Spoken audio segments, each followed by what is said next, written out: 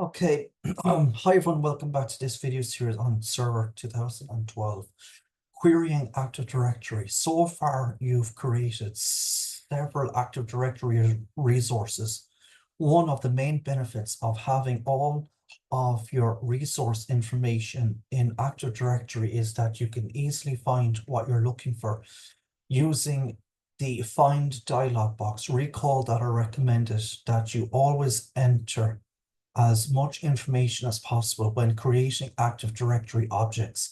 This is where that extra effort begins to pay off. Exercise 5.12 walks you through the steps to find specific objects in Active Directory. To complete this exercise, exercise 5.12, finding objects in Active Directory 1.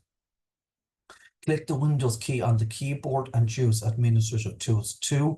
Open the Active Directory Users and Computers tool. 3.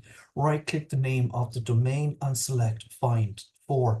In the Find Users, Contacts and Groups dialog box, select Users, Contacts and Groups from the Find drop-down list.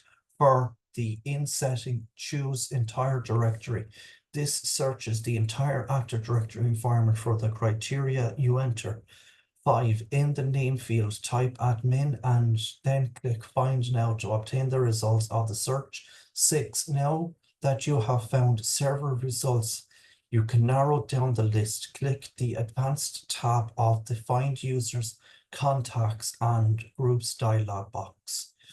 In the field drop-down list, select User Last Name. For condition, select Starts With, and for value type admin, click Add to Start. This condition to the search criteria, click Find Now. Now only the users that have the last name admin are shown.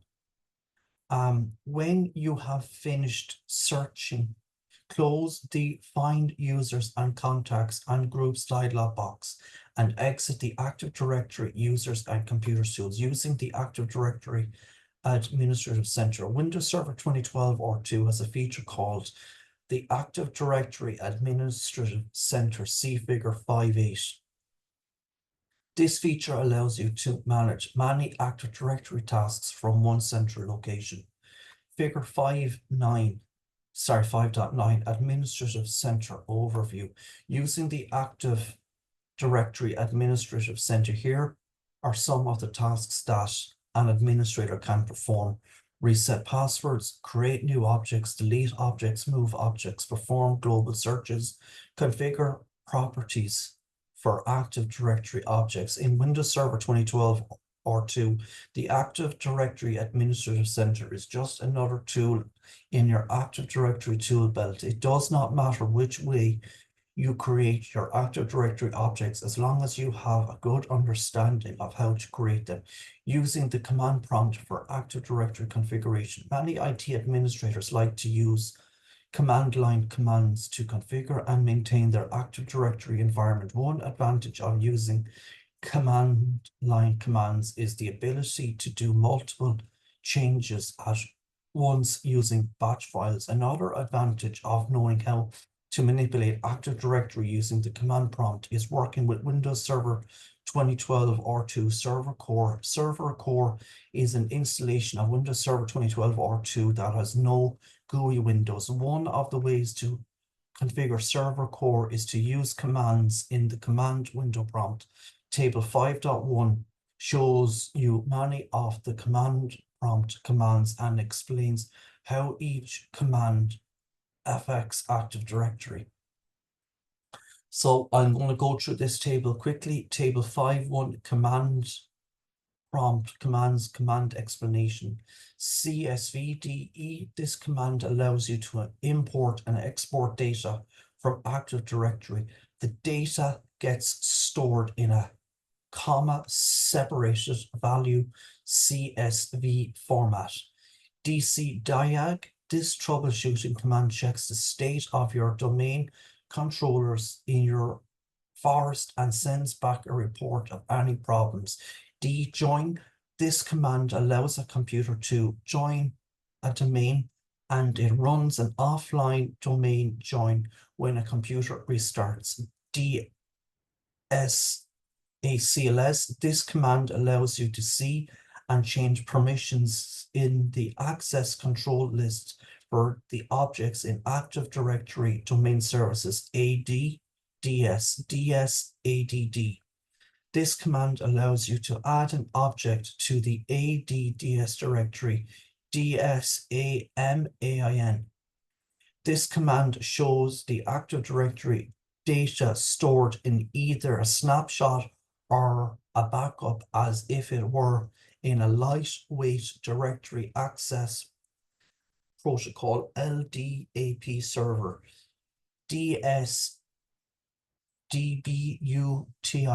This command provides database utilities for Active Directory lightweight directory services ADLDS. dsget. This command shows the properties of an object in the ADDS directory dsmgmt. This command gives an administrator management utilities for ADLDS dsmod. This command allows you to modify an ADDS object. dsmove. This command allows you to move an object in an Active Directory domain from its current OU to a new OU within the same forest.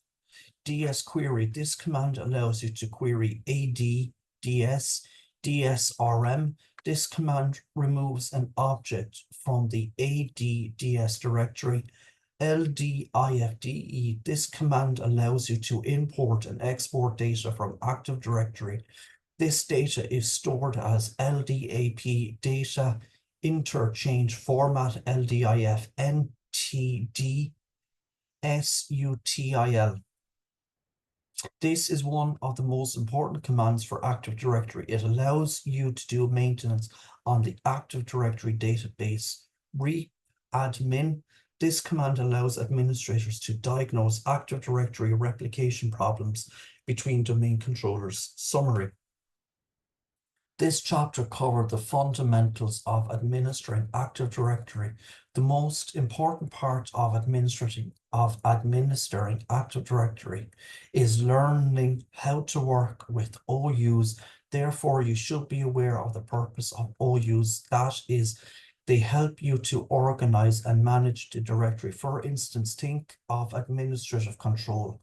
If you wanted to delegate rights to another administrator, such as a sales manager, you could delegate that authority to that user within the sales OU. As the system administrator, you would retain the rights to the castle. You also looked at how to design an OU structure. For an example, this example showed you how to design a proper OU layout.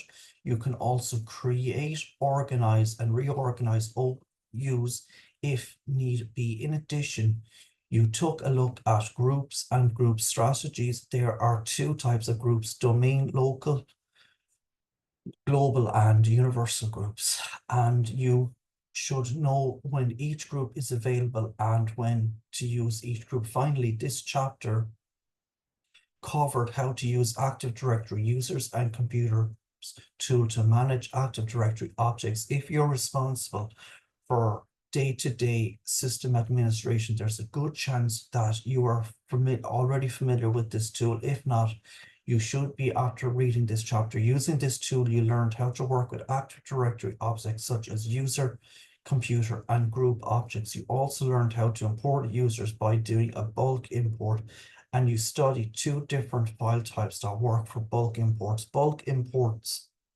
allow you to import multiple users without the need to add one user at a time. So I'm going to do it here today for this video. If you like listening, please consider like, sharing, and subscribing. Thank you.